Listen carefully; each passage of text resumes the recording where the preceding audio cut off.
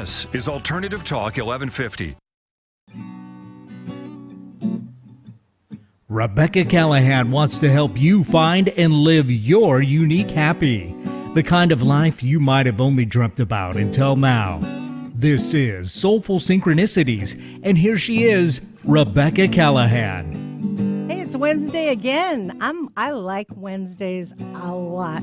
It's Soulful Synchronicities. I'm Rebecca Callahan, and boy, do I have a guest for you. Just you wait. She picked a poem out that I just love, and I'm going to start because we're going to be talking about moms. Hey, FYI, Mother's Day is this Sunday, and here goes with Maya Angelou's poem, Phenomenal Woman. Pretty women wonder where my secret lies. I'm not cute or built to suit a fashion model size, but when I start to tell them, they think I'm telling lies. I say, it's in the reach of my arms, the span of my hips, the stride of my step, the curl of my lips. I'm a woman. Phenomenal woman. That's me. I walk into a room just as cool as you please, and to a man the fellows stand or fall down on their knees. Then they swarm around me, a hive of honeybees. I say, it's the fire in my eyes and the flash of my teeth, the swing in my waist and the joy in my feet. I'm a woman, phenomenal woman. That's me. Men themselves have wondered what they see in me. They try so much, but they can't touch my inner mystery. When I try to show them, they say they still can't see. I say, it's in the arch of my back, the sun of my smile, the right of my breasts, the grace of my style. I'm a woman, phenomenal woman. That's me. Now you understand just why my head's not bowed. I don't shout or jump about or have to talk real loud. When you see me passing, it ought to make you proud. I say, it's in the click of my heels, the bend of my hair, the palm of my hand, the need for my care. 'Cause I'm a woman. Phenomenal woman. That's me. Thank you for picking that. By the way, this show is about self-love, love for others, and true empowerment. I am lucky enough to have a producer that works all the controls, takes care of all those volume levels, puts up with me and more, the esteemed Eric Ryder. Hi. Hey, good afternoon, Rebecca. How are you? Good. How are you? Not too bad. Hey, is the band doing things yet? The band is doing things. We're recording. Still good. working on that debut album, and we'll have it done sometime in 2050, I think. So 2050. Okay, well, we can wait. We can watch your videos and hear your songs that you've done classical before. music by that point. So yeah. Yeah, definitely. How's the kitty, by the way? All the kitties are doing well. Yeah? Yeah. Oh, you have a few. How many do you have? We've got 3. Oh, wow. So, yeah. What are the names again? I know one of them, but go ahead. There's Fergal. Mm-hmm. He's the orange tabby cat. Yeah. There's Marshmallow. She is a fluffy white cat, as you might imagine from the name. Yes. And then there's Isis, and she's a little terrorist. So, Isis. she had like that name before. Before Woo! Isis had that name. So. Yeah. Hey, could you crank those headphones up a little bit for me? Thank you. Oh, that's nice. Hey, I get to have people on my show. I'm so grateful about this, that I really dig. Check. This is one I really dig, this girl. Friends, you know those friends that you're not always in touch with? You don't always get to correspond, to talk on the phone, to hug, whatever. But when you see them, it's like home. Well, allow me to introduce one of those people for me. It's Barb Andre Van Lith. Welcome, Barb. Hey, I'm so excited to be here. I am so excited to have you today. Oh, watch out. We gonna maybe spin a few subjects on their ear. Nice I to like have that. you here. Yeah, I'm I glad like to that be too. here. I'm excited to just hang out with you today and talk about some really abstract ideas. Yeah, I'm so glad that you could be here in the studio too. It makes a great difference, I think. So, FYI, once again, Mother's Day is Sunday, and we both were lucky enough to have wondrous moms, beloved moms that we cherished. And so we are going to talk about a lot of things, building community. We'll talk a little bit about volunteerism and our beloved moms. I just got the perfect guest. It's so funny that I secured you a while back for this date, but I didn't look at the date.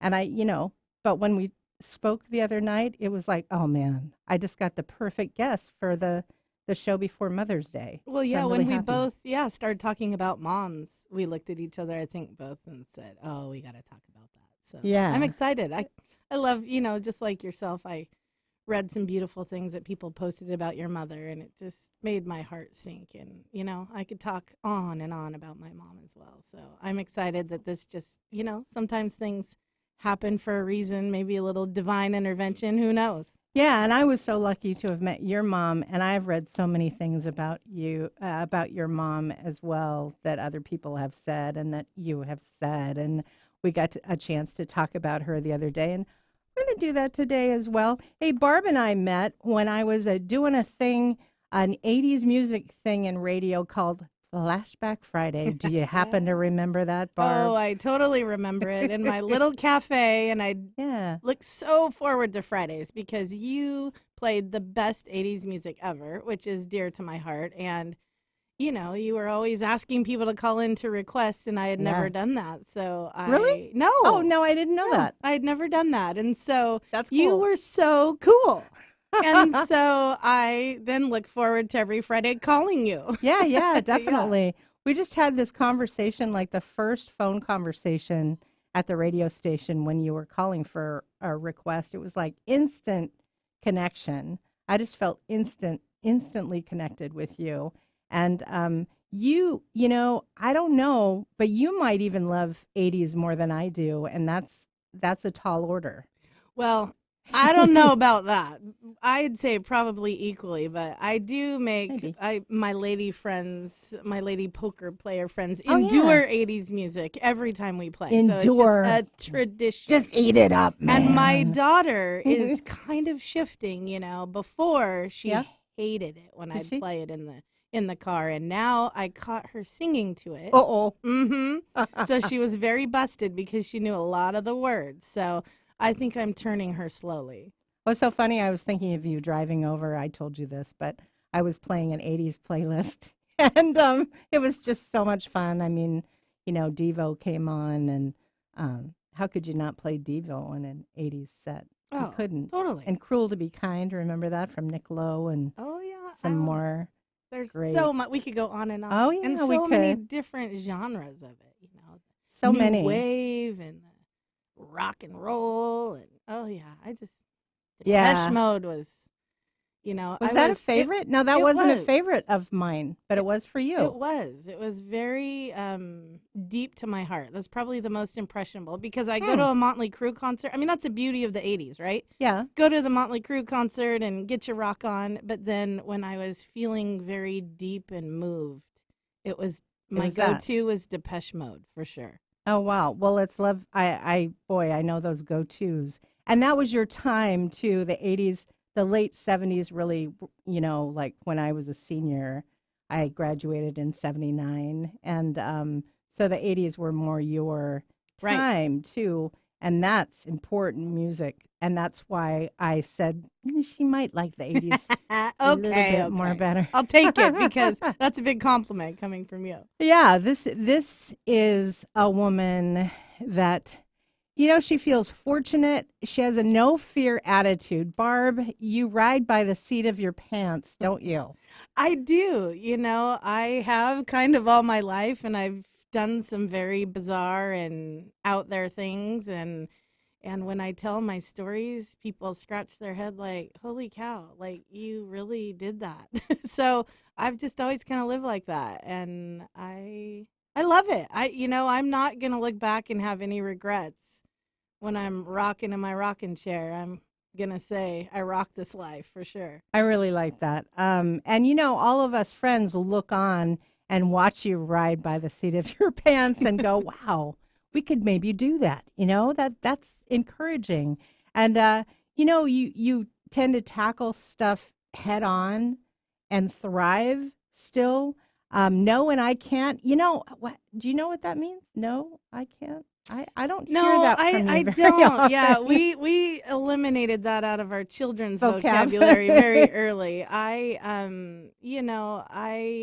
have a great friend you had on the show, Lisa Bradshaw, and her Don't Wait project, and it's absolutely kind of how I have lived life. You just kind of jump in when somebody gives you an idea, and you just say, "Why not? Let's do it. Let's do it. Why not?" Yeah, life is too short, Yeah. right? And, if you fail, you pull up your bootstraps and you hit the next one. Yeah, most definitely. If you fail on the mic, you have to get back on the mic. It just works that way, Yeah, absolutely. Fair, honest, loyal, hardworking. These are all great descriptions of my friend Barb, and just an incredible person. You have kind of a smaller number of immediate family members, so you hold your friends quite close. I do. Like that about you. I do. I was an only child, and I didn't have any cousins growing up, and most of my family has passed, and I wasn't real close to them except for my mother, of course. We shared a very special relationship. And I met my father when I was an adult. I actually did not know him growing up, my biological father. And so my mom raised me, and I met him when I was about 24 years old. And so, yeah, I have a very so I've always put a lot of importance or appreciated friends kind of on a different level because they're kind of family to me. Sure. Yeah, absolutely. Kind of a tribe. Yeah. And I feel like, if I think about the things that I contribute, I'd like to say that one of them would be a good friend, that once you make a friend in me and you don't cross me, I'm very loyal, and I feel like I'm a good friend, and I love just listening to my friends. I mean, I just love hearing their stories as much as they love hearing my crazy stories. I sure do too. You live life with purpose, integrity. What are you passionate about? Community, volunteerism, and what about women? What do you? I'm so woman power. That's why we had to read that poem, Yeah. right? I really dig, and I've positioned myself to do some pretty phenomenal things that create some woman power in my life, and that just feels good. I really, I like doing athletics, and I like, doing, I was a business owner, and so I kind of like defying. I'm a poker player. Roller derby. I mean, I like doing those strong women, or maybe an area where women are a little more mild and meek, and kind of breaking those barriers and kind of showing people that they can break those barriers. That's why I started a ladies poker league, because I noticed immediately there were not women poker players. And so I've taught a lot of women in Wenatchee how to play poker, and they can do it with confidence. Teach me one of these Yeah, days? I love it. I love it. Yeah, it's fun. Now let's talk about the women's roller derby. I used to love watching that when I was a kid. I grew up in Ballard, and I loved watching that on the tube. That was so much fun, and you created it from the ground up. Tell me a little bit about that. Well, that was really the most fun project. It was such a great journey. And it was a gentleman and I had just been watching, I think, Whip It, with Drew Barrymore. And as an athlete, it intrigued me because I thought, wow, that's a really cool sport. Yeah. And it's like full contact. Like you get to knock people down, which was very intriguing. And so I just happened to run across an ex-employee of mine, and I had been kind of rolling this around in my head, but we don't have a roller rink, we don't have roller skates in our valley. I mean, it just wasn't anything I knew anything about. And so great minds, I asked him, what are you doing? We crossed on the street in Wenatchee, and he goes, well, I was researching roller derby. And I go, what? No way, really? Weird. Yeah. And so we met in our basement, and Can we say his name? Yeah, Craig Anderson. He would Okay. love that shout Cool. out. And Yeah.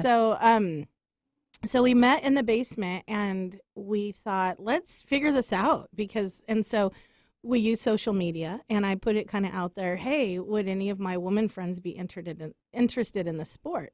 And I just got a flood of interest.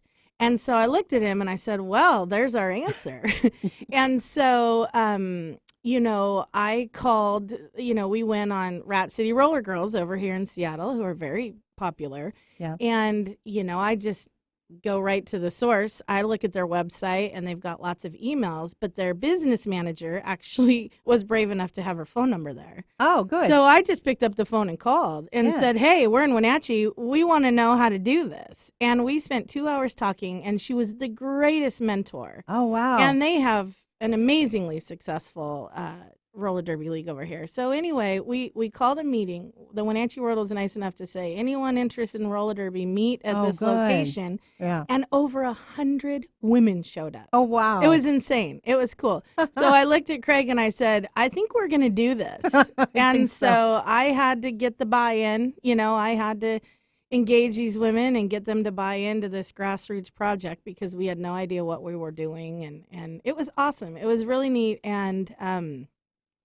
I think I was sharing with you, I've played traditional athletics all my life, softball, basketball, volleyball, and love them. Super competitive, have a very athletic family. And what roller derby brought was a really different group of ladies. And instantly that was fascinating to me. And so I just loved that there was every spectrum. I mean, we had school teachers, we had librarians, we had the goth girl that had never probably been interested in a sport in her life. And so, cool. I love that diversity instantly. Also noticed very quickly that it was athletic, so women were getting in shape and really feeling good about themselves. Also, kind of the full contact aspect of it really brought this kind of this inner kind of confidence. Like all of a sudden, these women started coming out of their shell. And so very instantly, I knew I wanted any woman that wanted to be involved in this sport, we were going to find a place for them. Whether it was skating, whether it was on the back end of things, whether it was in production, whatever it was, we were going to find a place for them. And so that was kind of my mission from the beginning. And at one point during this really fun journey, we had over 100 skaters. We had 3 teams. Wow. We had a travel team. We had 500 to 700 people coming to watch our sport. Yeah, I mean, it was big. Very cool. Lisa Pettit, I think, sang at one of our Show roller too. derby. Yeah, she came for halftime show and performed.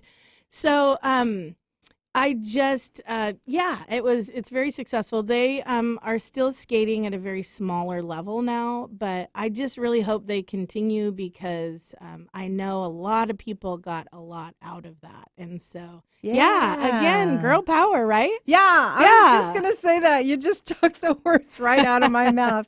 Absolutely. Hey, you know what? We are going to take a break for just a moment. I'm Rebecca Callahan. My wonderful guest is Barb Andre Van Lith. And we will be right back on 1150 AM Alternative Talk on Soulful Synchronicities.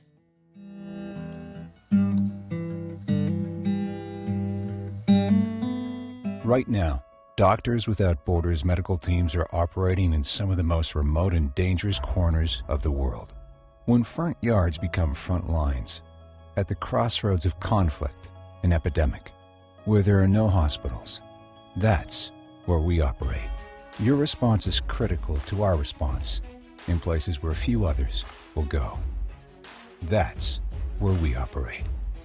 Learn more at doctorswithoutborders.org. Swimming pools can be lots of fun, but they can be dangerous too, especially for young children. Always practice simple safety steps to prevent tragedies.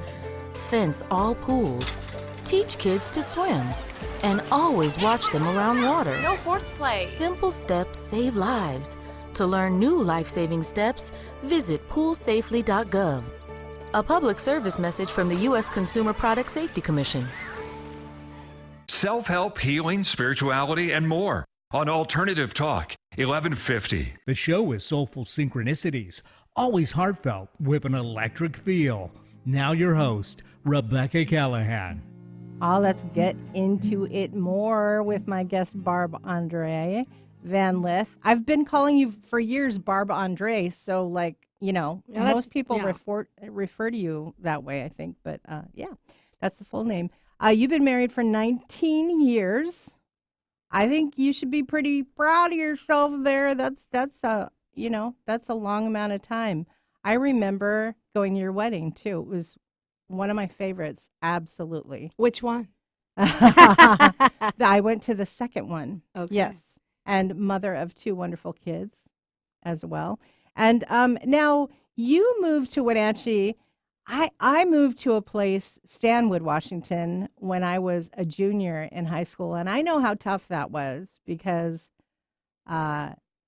everybody sort of has formed their cliques and their group of friends and all that at that point. So you actually moved senior year. Did you get the full year in, by the way? No, Man. I know, moved up the last quarter-ish, half a year of my senior year. But it wasn't, I know, saying that on the outside, it sounds like, holy cow, why would anyone do that? I grew up in a very small town in Oregon, and Dallas, Oregon. Dallas, Oregon, and that's for another show, my endurings of high school. But it was not always favorable for me. And so I was actually looking forward. Maybe that's what sparked for me to be excited about change, because I had no interest in staying in that small town at all, ever. So I looked forward to the change. Yeah. And so I was actually excited to move up to Wenatchee. We had spent some summers up in Leavenworth. My mom was an artist, and she used to do art in the park when it was popular, back in the late 80s, early 90s, when all the really great artists would go to malls and parks and stuff, and they would set up their art and sell it. And so we'd go to Leavenworth for the summer and spend, and she'd sell her art, and she'd paint. She'd set up an easel and paint all weekend. And so we love the area, and she got a cool business opportunity to bring her art up there and do some cool stuff. Yeah, because she was kind of starving artist. Oh, yeah. For a long time, right? A long time. And then she got discovered by the same person that discovered Bob Ross. Yeah. Bob Ross. The big hair guy. Probably, big hair, beard, and he teaches painting on YouTube. You can find a ton of his videos on YouTube. And so anyway, this man had shaped help me. Well, he kind of created a technique, and it was unique. My mom wasn't real thrilled about it because she was very torn. She was a very independent soul, very eclectic, and just loved painting. And when he found her in a mall with Bob Ross, he had this concept of this quick painting. He wanted to teach people how to paint, and you needed to kind of do that quickly. Some artists take months to paint a painting, and so he had this wet-on-wet technique, and so he trained my mom and Bob Ross to do this technique called wet-on-wet, and they did some filming together, and she has videos as well out there. And so, she called it her hotel art because she could actually do for camera 26-minute paintings. Is that right? Yeah, and they're pretty amazing, really. And she has a YouTube video, right? I mean, it exists, right, still? Yeah, a friend of mine painting? just said. I watched it. They said, Google your mom's name. There's a couple out there. And so, one is with Bob Ross, and one is actually with this other guy, Bill Alexander, who Bill Alexander was the one that really created this. And long story short, Bob Ross, who became most wildly famous, actually kind of hijacked all this guy's concepts and his painting formulas. And so he went his own way, and then lo and behold, he became the most famous. But my mom stayed true to the other gentleman, and and she didn't do it. There was a lot of drama to it. We won't go into that. But So- yeah, so she's been, the gambit. She was very wildly popular, making tons of money, coming from sitting in a mall Yeah. with no money. Yeah. Which was my life. She was a single mom, and all of a sudden we were rolling in a nice car, and then all of a Wow. sudden it was gone because she didn't sign contracts and stuff because she Oh. went back to her roots of being a painter that she wanted to be. So Yeah. she had a lot of integrity and there's lots of cool stories with that, but we won't go. Yeah. into Now, that, so. one can look her up on YouTube. I Yeah. mean, right? Yeah, you Google that'd be neat. Diane Andre and poof, there she is. Diane Andre. And in fact, what was it, a few weeks ago or a month ago or something? You posted my mom, there was a video that went on the Ellen show, and you were amazed. You didn't know what that was all about. So you had to check that out. Yeah, a friend of mine called me and said, I just saw your mom on the Ellen show, and I thought she was You're crazy. going, uh-huh. Yeah. I'm like, well, she's been dead for 10 years. I'm really, Yeah, how I'm does that thinking, happen? somebody that looks like her or whatnot. Yeah. And so she videoed it, she recorded it. So she sends me this little video, and lo and behold, Ellen, she always does crazy fun stuff. And Yeah. it was some little blurb that she did a funny spoof on. Mhm. And it was kind of things that go together that don't go together. And they were doing the word gray. And at the Right. time, the 50 Shades of Grey movie had just come out, the second one. And so it had that really sexy Taylor Swift song that goes with that. And they showed Then all of a sudden, my mom and Bob Ross's video pops up, and They're painting gray. they're painting and mixing paint of grays, and they're playing this background music, and they're glancing at each other like they're totally in love, and it was awesome. It was a really nice treat. Sometimes Oh, you yeah. just think, oh, thanks for the little Yeah, message, right. Mom. Absolutely. I'm thinking of you. She's pretty funny. But at the end of it, Ellen goes, I don't know what I saw, but I liked it. And so it's cute. So, yes, now we have that out there on the internet. Yeah, it's fun. Yeah. Hey, you started working in restaurants, kind of the back end of it. No, front end of it. Front end. That's what you called it, right? Yeah, front Yeah. end. It's restaurant talk. Yeah, restaurant talk. So waitressing and Yeah, bartending, bussing, hostessing, waitressing. all that stuff. Kind that of the goes with customer service part. Yeah, what you see when you go in. And so tell me about, okay, so there was a time when you went out for 6 months and you kind of found your life. You were looking, you found your dad Yeah. as well. That was part of the deal. That was very cool. Took a friend with you. Yeah. And for 6 months, you were sort of out and about exploring the States and stuff. And you came back, and I don't know in order what that was, but the restaurant thing. Tell me about your story about the restaurant, because to tell you really quickly, my end of it, Cellar Cafe was a place I loved to walk in. It was friendly immediately as I walk in the door, the goodies. It was a bonanza of goodies. The chicken salad sandwich on sourdough was my absolute favorite, and Everyone the pea had salad, their favorite. and Yeah.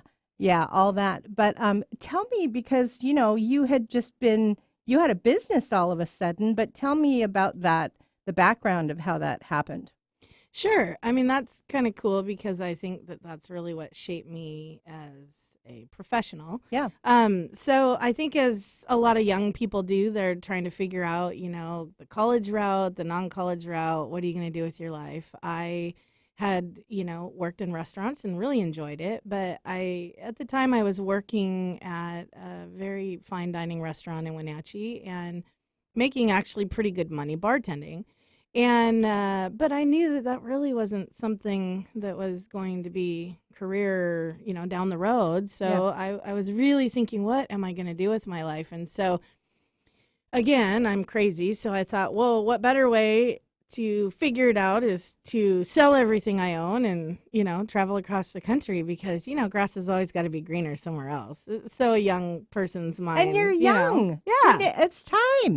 Yeah. So I'm like, I'm going to go find it out. So I told myself I'd give myself a year and save my money. So I saved, and sold everything. Sold I owned. everything. Yeah. Now, did that include? Did I hear you right the other night? Like a couch and a bed? Oh yeah, I had an apartment, and I sold my couch, my bed. We sold cars to buy a truck, and my grandparents let me use this, old beat up fifth wheel trailer, and so we had to have a truck to pull it around the country, Right. and so yeah, we lasted 6 months on that journey until our money actually ran out, which was our goal. And I don't know, we went through 19, 20 various states and with no agenda and have the most amazing, fabulous stories to tell.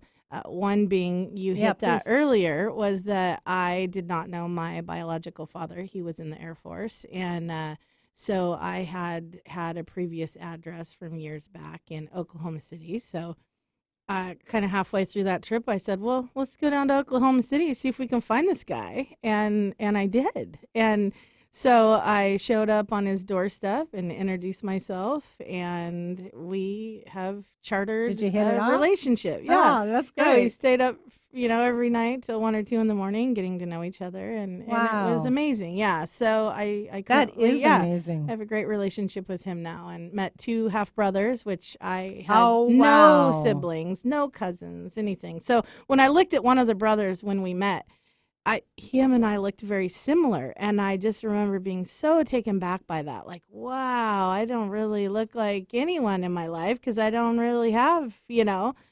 And so that was pretty special moment. So what I gained mostly out of that trip was a really, really greater appreciation to what I had and what I had to look forward to come back to. Which was Wenatchee in the Wenatchee Valley. And so I had just a more openness to not always looking outward to find something, but looking inward. And so when I got back to Wenatchee, I just fell in love with it again. That's so important, looking inward. Yeah. And so I was like, I can make my dreams come true. I don't need to look out for something to be sitting there to come to me. And so... Or even a location. Right. Necessarily. Exactly. You can create wherever you are. Right. And so it was a very aha moment. Mm-hmm. And so when I got back, I just kind of you don't really know. Like, these things just happen in you, and, it's not something that I knew was happening. But I think when you're open to that kind of stuff, kind of law of attraction mentality, is things just come to you. They do. And so I went back to work at the bar that I made great money with, and there was a twinge in me that said, oh, here I go, kind of back in the same routine. But I didn't have the same mindset. I don't really know how to explain that. But then all of a sudden, the gentleman that owned that particular restaurant decided he wanted to move to Seattle and liquidate everything, which he had a small cafe. And he said, you know what, Barb? I think you and your friend would be amazing at running this little restaurant. So what do you think about buying it from me? And I was like, oh, wow. I was 24 years old, so I'm young. Did you know how to cook? And I did not know how to cook, which is crazy. I said, Steve, I can't run a restaurant. I have no idea how to cook. How about a business? Yeah, and a business. I mean, I have no business experience. I have no education with business programs. And so he's like, oh, Barb, you can do it. I know you can. I mean, no problem. I'll teach you everything you need to know. And I was like, well, okay, I'll go for it. You teach me everything you know. And so I didn't need a college education. I just needed Steve. And he had faith in me, and I had faith in myself. And again, it's just one of those things where you don't talk yourself out of that stuff. No. And a lot of people talk themselves out of things, And so I've just leapt, and we made a very successful little business. And you had a 1-year plan and a 5-year plan that I gotta make sure that you point out. So, So what happened with that? Well, when you get a loan from a bank, they want you to do a business projection. So it was very cool to learn how to do that. And so you kind of go the 1 year, 5 year, 10-year kind of projection and goals. And by the first year, we had overcome our 5-year projection. The first year. Yeah.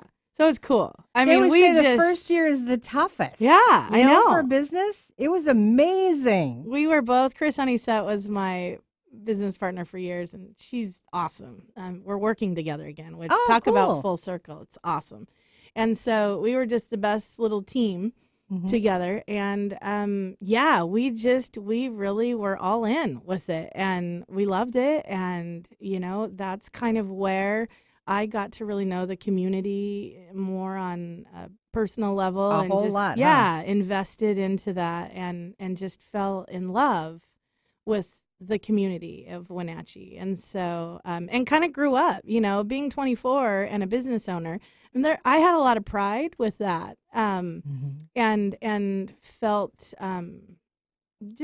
felt proud about that. And You should. Yeah. It was a wonderful place, and oh man, Yeah. And then we outgrew that little place within however many years, and we had to expand, which is a good problem to have. And so we bought a little old Victorian house down the road and turned that into a restaurant. And that ended up being our home until Chris just recently got out of it. She got tired, which you do in the restaurant business, and it's now a Montessori school. But so, yeah. And the outside was just set up so cool.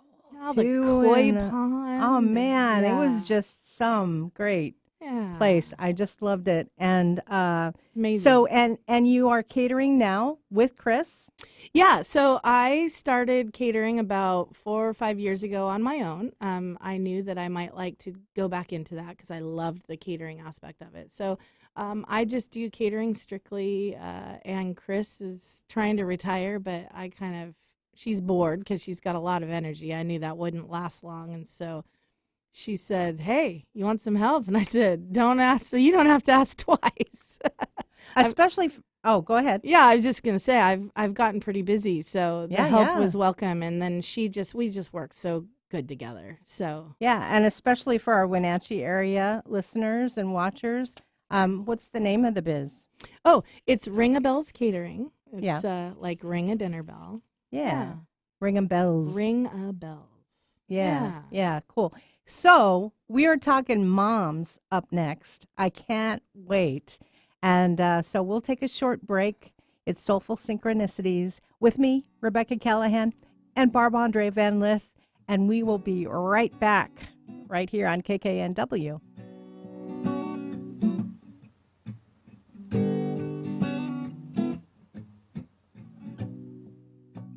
Are you at risk for oral cancer? I never chew tobacco. I don't drink much. Never smoked a cigarette in my life. You're 3 times as likely to get oral cancer if you drink or use tobacco. What about HPV? HPV. Isn't that about cervical cancer? What does that have to do with oral cancer? You're 30 times more likely to get oral cancer if you have HPV or the human papillomavirus. HPV? Didn't know that. Learn more about HPV and oral cancer at myoms.org. This message is brought to you by your oral and facial surgeons. It's hard to keep track of all the health information that comes your way, but you still want to make the right decisions. Here's an easy one. Get tested for hepatitis C.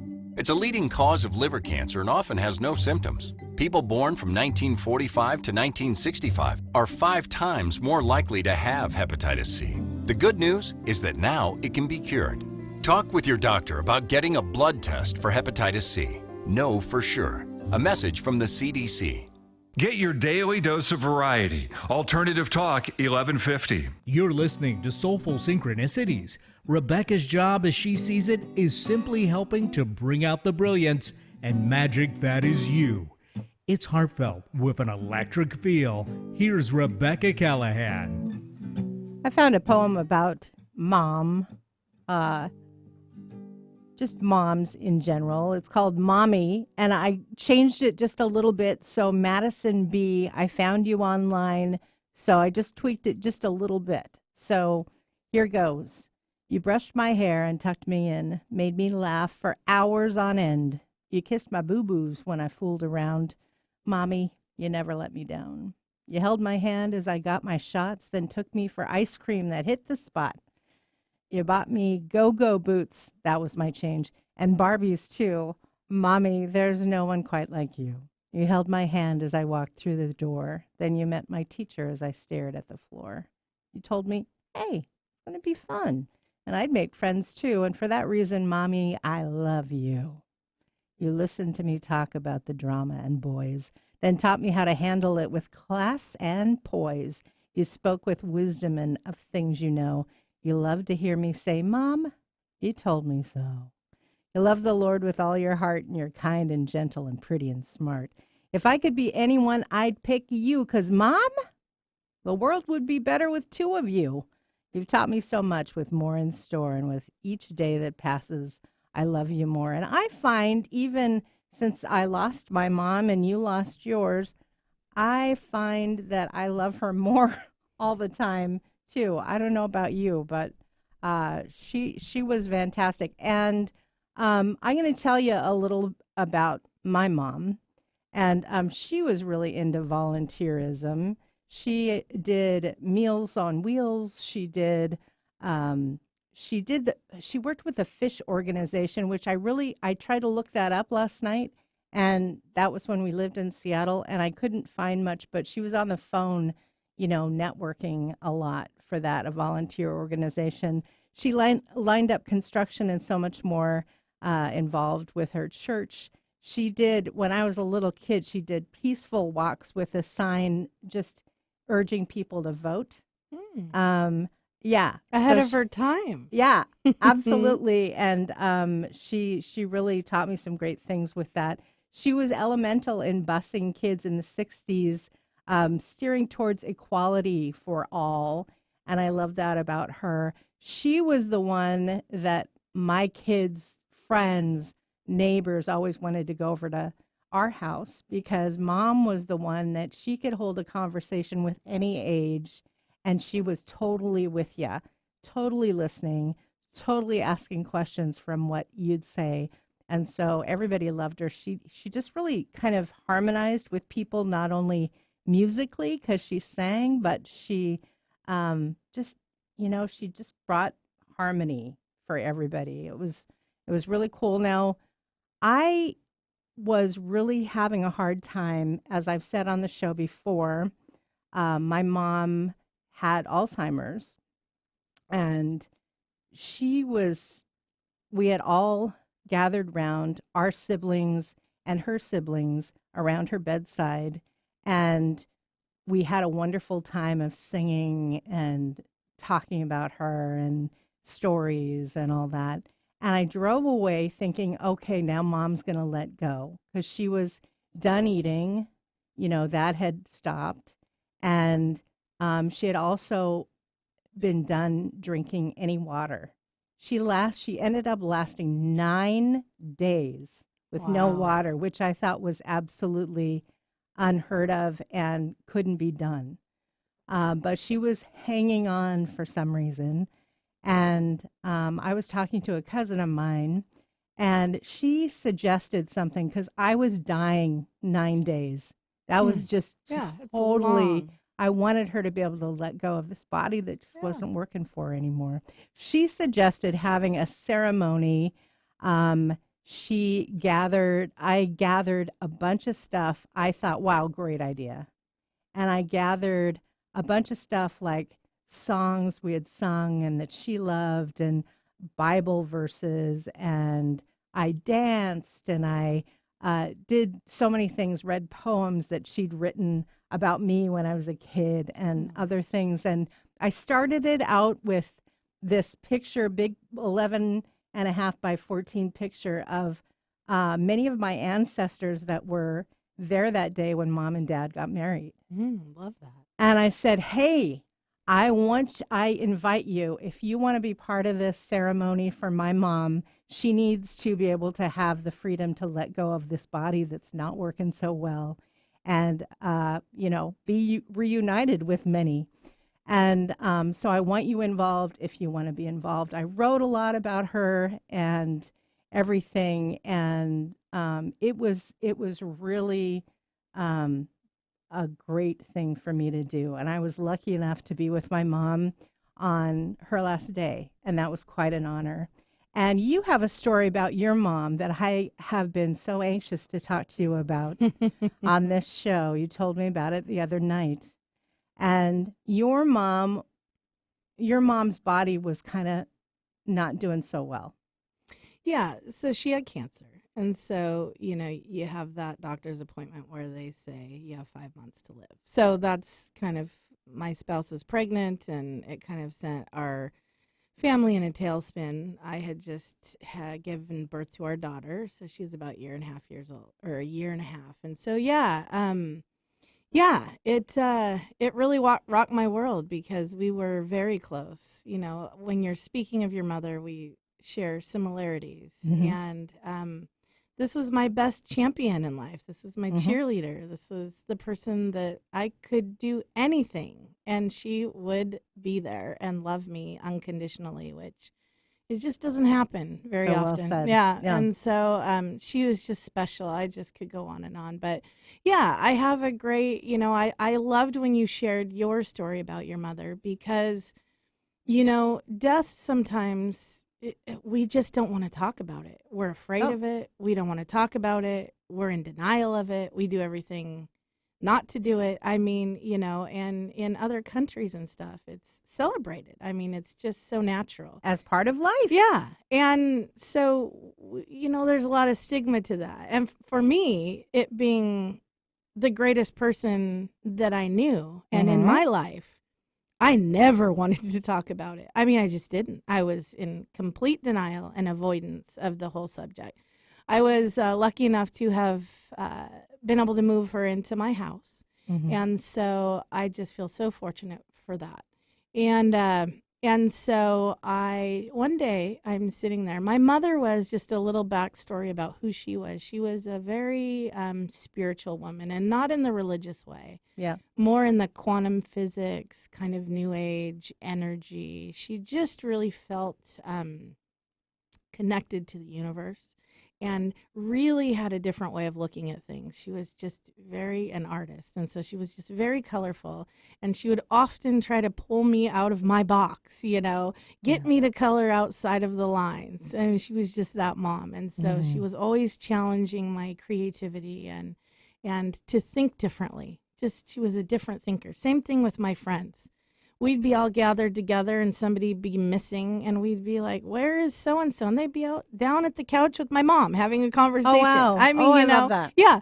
And so we do have much in common. Yes, yes. And so she tells me, it's about a week before she died, she said, "Barb, I have something really important that I need to tell you." And she kept this very light. So, I mean, it caught my attention that she's speaking to me like this. It was very serious. And so I said, "Sure, Mom, what's up?" And she said, "I have a wish when I die." And instantly I just felt myself all pin up, like I did not want to have this conversation. And yet she had never asked you for anything. Nothing. I mean, my mom, through this whole process, she just kept such an upbeat attitude, didn't ask for a thing.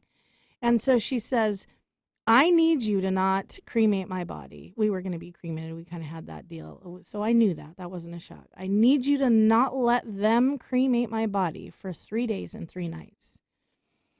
And it kind of took me off guard. I was just like, okay, I got it. And then I didn't want to talk about it. And so I saw she had left a little Post-it pad, because she had Post-it pads everywhere. In fact, I have a little tattoo on my arm of a Post-it pad. When the wind hits your back, I'll be there. Well, she left this on my bedside, along with a Post-it pad that said, "Don't forget, 3 days and 3 nights." So I knew this was important to her, and I knew I was going to do everything in my power to obviously make that happen. So the time came. Luckily, it didn't drag out. I can imagine those 9 days were excruciating. Yeah. It happened very quickly, which I was thankful for. And like you, I was by her side and kind of, coaxing her into that next step. Yeah. And so felt very blessed. So I'd called some of my friends, and people had started to gather, and somebody said, "Well, have you called the funeral home?" And I said, "No, I haven't. I've just not wanted, I'm totally a very organizer and prepared person. And I just was so unprepared for what the steps were."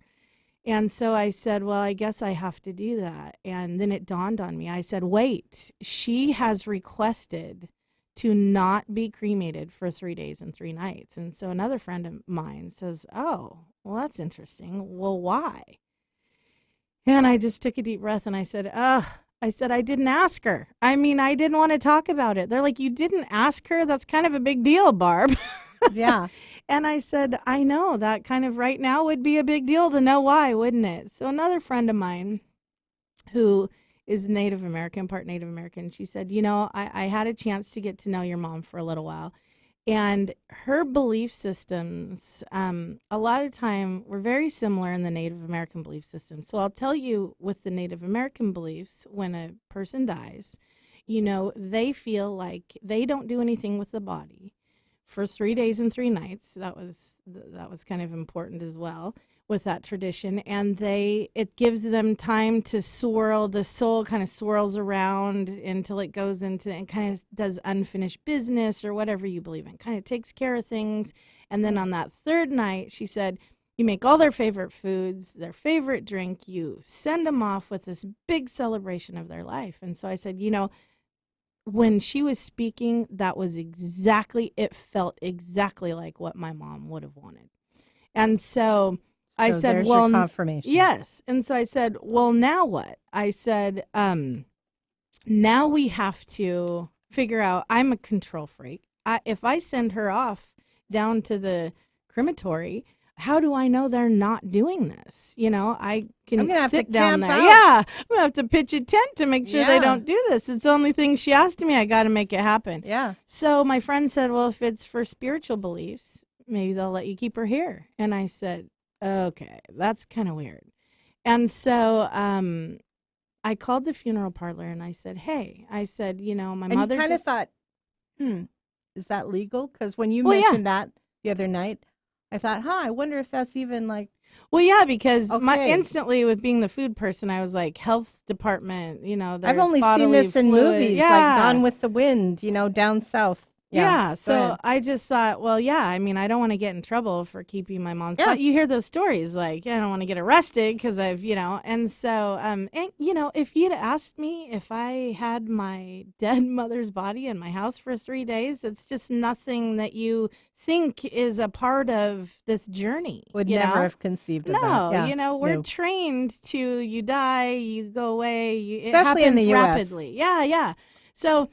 So they said, oh, yeah, okay, that's no problem. We'll bring a gurney. We'll bring a cremation tray. We'll set her up on it. If you can keep it cold in there, she'll be just fine. We'll come back in 3 days and get her. And I thought, oh, wow, that was easy. Yeah. Lo and behold, it was the most amazing thing. It was the most amazing gift she could have inadvertently given me, because I didn't know how I was going to feel about it. I mean, she's laying there. She was very peaceful. It was very soothing to me to have her there, to have her in my home. I can't explain it. It's really hard to explain, but I'd come down every morning and I'd sit beside her and I'd just stare at her and touch her and talk to her. And then I would think, well, this is weird. And so, we would go. But I invited all my friends. I said, I have my mom's body here. If you guys want to come, pay respects, well, then all of a sudden people started flooding to my house, paying their respects. And it became this absolutely beautiful thing for these 3 days. And I can't explain what it gave me for closure for this. It gave me the time to grieve and to process. I mean, again, this is the biggest thing that's ever happened to me. Mm-hmm. And so by the end of those 3 days, I was ready. I had done what I needed to do. I had healed my heart. I mean, your heart is never healed. You know that. Sure. But to a point where I was ready to let go. And so we did. We gathered everyone together. We made her favorite drinks. We had a feast of her favorite foods. And we gave her a big cheers, and off she went. The crematory, they came back and they took away her body, and it was an amazing thing. So I don't know. I highly recommend keeping them around kind of for a little while. So you were doing this thing for that wonderful mom of yours, and it turned around. It was such a gift from her. I absolutely love that. Yes. I mean, and it's really made me look at death so differently. I mean, I'm so much more open to it. I'm open to having conversations about it. Mm-hmm. And it's just not as fearful. Yeah. It's Yeah, cool. I know. that's just Those very amazing. random. Like I said, if you told me that would be how this went in my life, I would have told you were nuts. Yeah, and when you first told me about it, my jaw dropped.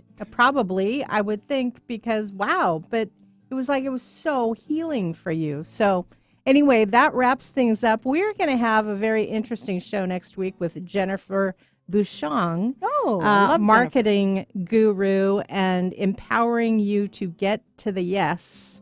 And also, the Hay House World Summit is online, going on now, and so interesting. 100 totally free, enthralling video, well, actually audio conversations that are timely. It goes through May 20th, so you might want to check that out. Well, I'm Rebecca Callahan. This is Soulful Synchronicities. Thank you, Barb, for being on my show. Thank you. This was so fun. It was an honor as well. I will talk to you next week. You have a wonderful rest of your week, and we'll see you back next week right here on Soulful Synchronicities on 1150 a.m. Alternative Talk, KKNW. See ya.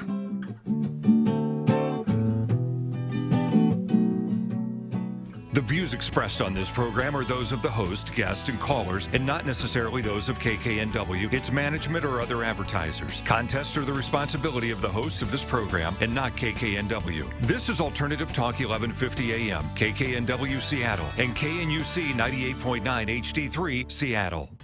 Good afternoon, Eric Ryder here with you on Alternative Talk 1150 AM. Time now for a quick